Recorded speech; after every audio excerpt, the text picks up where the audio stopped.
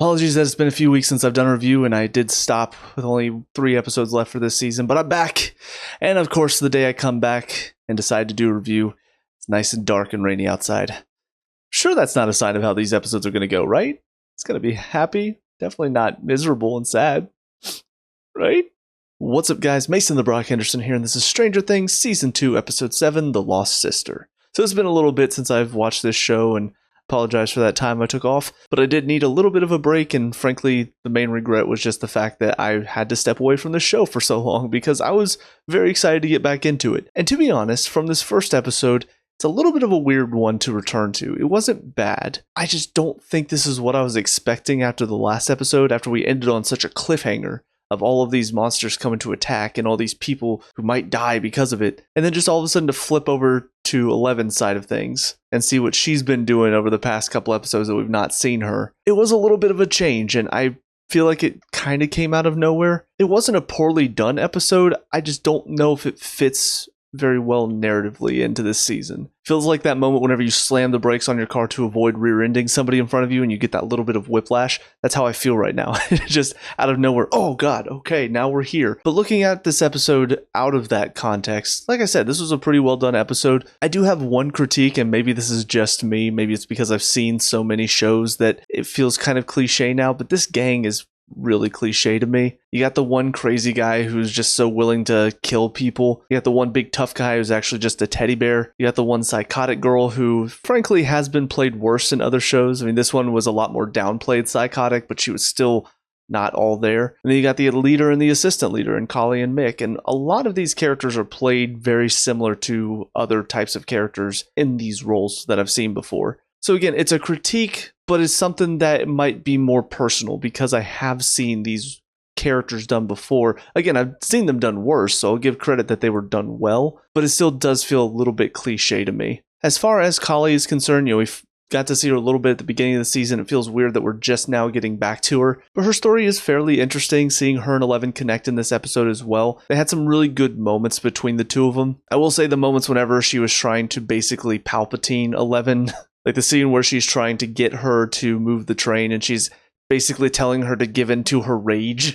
to access the power. I mean, you might as well have just had her go, do it, because it was that same feel. Just accessing her anger to allow her to become more powerful. That's basically the dark side. So it was a little on the nose there, and I will say because we saw a couple of scenes with her doing stuff like that, telling Eleven to access her rage, showing Dr. Brenner to get Eleven to basically join them in their hunt for him. Even how she tried to push Eleven to murder this guy who had 2 daughters in the other room. There's a lot about her that made her kind of unlikable by the end. So this emotional scene where Eleven decides to go back to help everybody that's about to be attacked back in the hometown, I don't feel like that scene connected with me as much because there was enough there for me to go, I don't like Collie.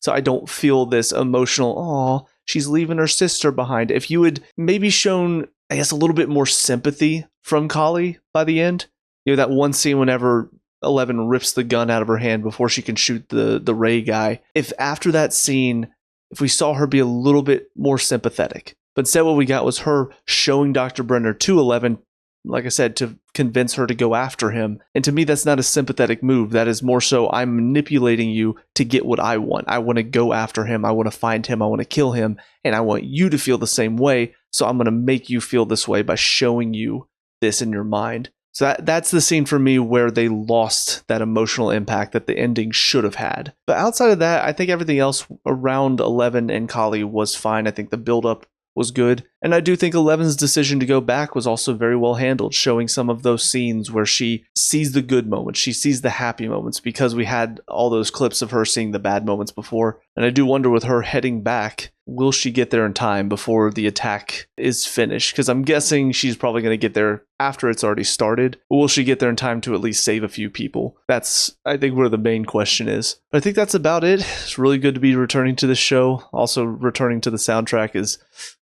brilliant. Yeah, on to the next episode. I'll see you guys there. And now episode 8, The Mind Flayer. pretty good episode.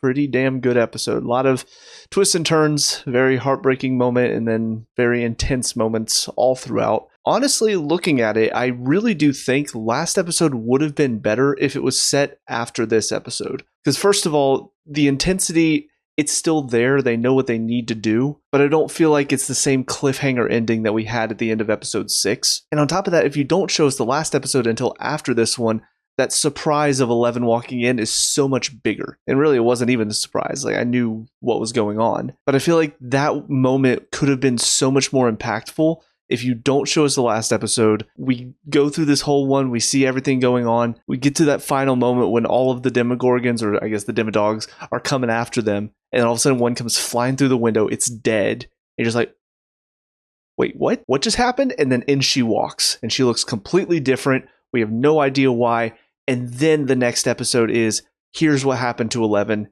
here's why she came back, and here's why she looks different. And I realized that might have felt a little weird just because we're going from this to that, then back to the main story for the final episode. But I feel like for 11's story, that would have worked a lot better as far as we would have had a lot of questions after this episode. And I think that last episode would have answered them. And I don't think it gives me as much whiplash as what they ended up doing, where episode 7 really took me out after episode 6. But first and foremost, we'll talk about obviously the most sad thing in this episode, which of course is losing Bob. I was definitely worried about it as soon as he went off on his own. He has the moment with Joyce and then the moment with Hopper. It just felt like it was going to happen. And what really sucked too is when the doctor got on the call and started helping him through the hallways, I'm thinking, you're not going to do it, right? You're not going to do the thing where he makes it all the way to the end and then gets attacked afterward, because it's just kind of cliche, and it makes it even worse because you tricked the audience into thinking that he was going to be fine and then pulled the rug out from under him. It does feel like a cheap way to shock, but that's kind of what they did. I'm not going to say it's a bad thing. It's more so a personal opinion for me. I just don't like whenever stories do that. It feels like a cheap way for the writers to go, oh, gotcha. But like I said, very sad. And I think I talked about it a little bit before, but Bob for me did represent this life for Joyce that she could have.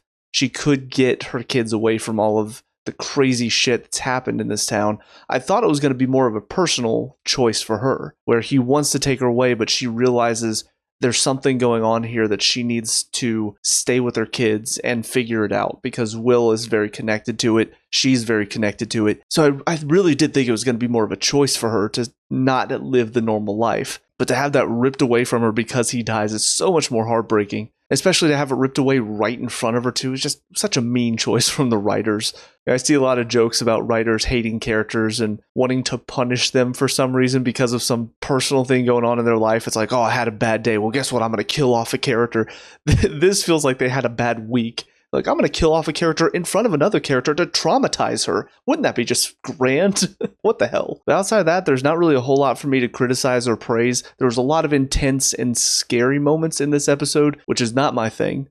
I do not like those moments when it's dark, lights are flickering, silence, preceding a loud chun noise to jump scare you. I'm not a fan of that. It's just not my thing. So whenever we get to those moments in this show, that's where I don't check out, but I definitely feel a lot less invested because I'm just sitting there going, okay, can we just get to it, please? I hate these moments. I guess one thing that I can talk about that was well handled, because they did have a lot of personal conversations going on with some of the characters, and most of those were fine. You have Dustin and Lucas reconnecting a bit. You have Steve and Nancy have a little bit of a conversation, but not really anything too deep. But the scene where they were talking to Will and trying to get through to him using all of these memories and using the song that he and Jonathan both love, I really loved that scene. There was something very simple about it, but I thought the acting involved, I thought the emotion, the music, the way they timed it, is very well done. And I like the fact that Will was able to get a bit of a message through to him with that little bit of control he still had. Right, I just also remembered. It's funny, I'm going through all of this and I'm thinking about, all right, is there anything I'm missing? Just remember there was finally a scene where we do get to see Billy and Max's parents. I'm not too surprised by the dad. Honestly, the way Billy was reacting and treating Max, it kind of felt like that is the dad that he had. I will say for Max's mom, I do not understand why she chose him, because I don't see what redeeming qualities he has, and she seems to be very off-put by it. Maybe he hid it very well before they got married, and now that they are married, she feels like she can't leave him. But yeah, the way he treated Billy, it makes sense why Billy is the way that he is. I don't feel sorry for him, because he's definitely lashing out because of the hurt that he feels because of how his dad mistreats him. But despite that, I do sympathize with it now. I do understand more so where he's coming from. It just felt like such a random scene, though, because we didn't see Billy again after that first scene with him. I think that was the very first scene of the episode, too. So it just felt weird that we looked at that. We saw finally their parents. I don't know why they kept their parents a secret for so long outside of just, well, we want to hide the fact that the dad is an asshole, and that's why Billy's an asshole. Unless the parents are somebody and I just don't remember them, or maybe the parents are connected somehow to this whole experiment, and we're going to find that out later. But I will say it does feel weird that they've hid the parents' identity for so long, and then now all of a sudden, here they are. And just feels like we learned that Billy's dad is an asshole, which I think most of us probably pieced together by this point. But one more episode. I do wonder what happened to the doctor. I've already forgotten his name again. I think I just remembered it a few weeks ago, and now that it has been a few weeks since I've watched the last episode, I've already forgotten his name again. But he seems to have been left behind. I don't know if he's still there. I don't know if he got away, but it's definitely set up for a very exciting finale, so I'm looking forward to it. So we're going to hop right into it. See you guys there in just a second. And finally, episode 9, The Gate. And what a great finale this was.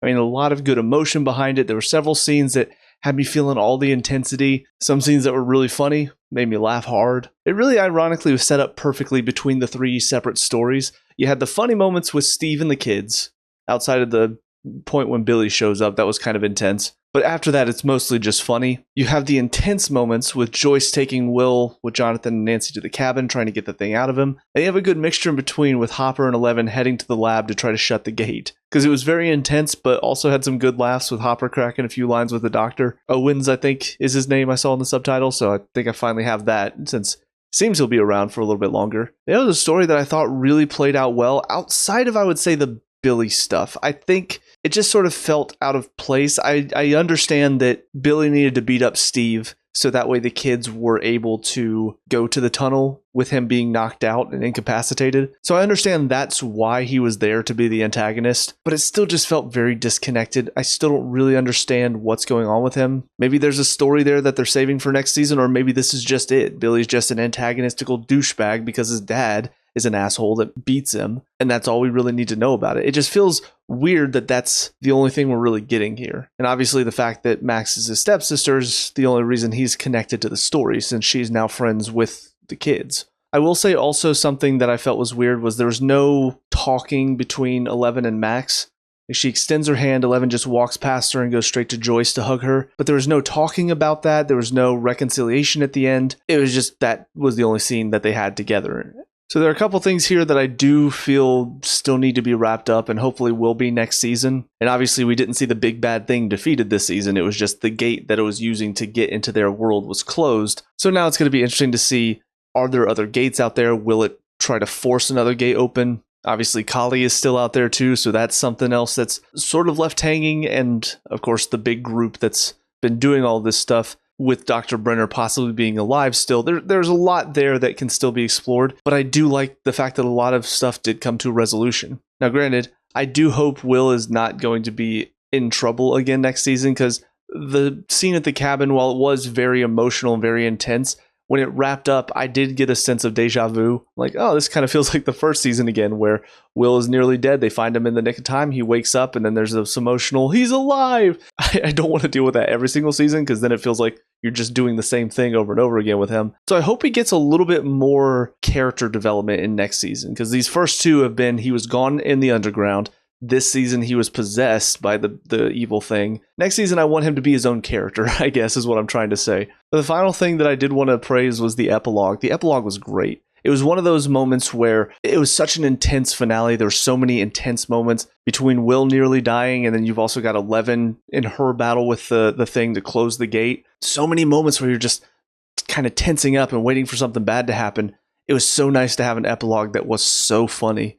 Dustin with the hair, Lucas trying to figure out how to ask Max to dance, the one girl randomly coming up and asking Will to dance, Dustin getting shot down by several girls, and then Nancy being nice and making those girls jealous by deciding to dance with Dustin. There's so many good things in all of that. So it was just nice to have that much more upbeat and light resolution because of how dark and, again, intense this final episode was. It was a great resolution for this season.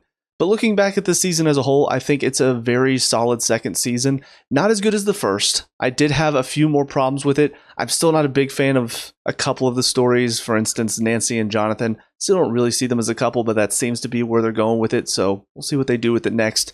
Billy, as well, as I said, didn't feel very connected to the story outside of the fact that Max is his sister and she's becoming friends with all the guys. And there were a few character decisions that I felt maybe were a little naive at times. But in my opinion, the good did outweigh the bad. I think Bob was a great addition to this season, and his sacrifice and his death definitely hurt. The acting overall was really well done. Nobody felt out of place. Nobody felt stale or bland with their acting. CGI is pretty good considering the budget that this show probably had. The Demodogs don't look great, but the effects for the gate and whatever the giant thing is, I think those effects look really nice and really well done. And even though I'm not a big fan of the scary moments still, don't really like jump scares, I still find myself having a great time with this show and can't wait to get back to it, honestly. I wasn't sure how long I was going to wait until I delved into the next 2 seasons, because I tend to do 2 seasons at a time for each genre or I guess series that I'm dealing with. But I think I might come back to this after I do the next 2 things that I've got planned. So I think the fact that I feel that way is a good sign that this show has pulled me in. It's got me excited. It's one that I was definitely excited to check out before I hopped into it, but I didn't realize how good this show was really going to be. And I think it's got me by the balls at this point. And I want to see more. So it's all I can really ask. And I'm glad they've done such a good job with it. But that'll do it for season 2. So with that being said, cue the outro. Hey guys, thank you so much for watching that review. I hope you enjoyed it. First and foremost, please leave your thoughts in the comments down below. I love having discussions with people, so whatever your thoughts were, whether you agree or disagree with me, please leave them down below. Obviously, no spoilers. Also, if you did find yourself enjoying this review and you want to see more, please leave a like and subscribe. It really helps me out. I also have a gaming channel as well as a channel where I talk about soccer, so if you want to give those a follow as well, that would be much appreciated. And lastly, if you want to help me improve upon the quality of these channels, I do have a Patreon. All of this is in the description below. With all that being said, I hope you guys have a great day, and I will talk to y'all later. Peace out.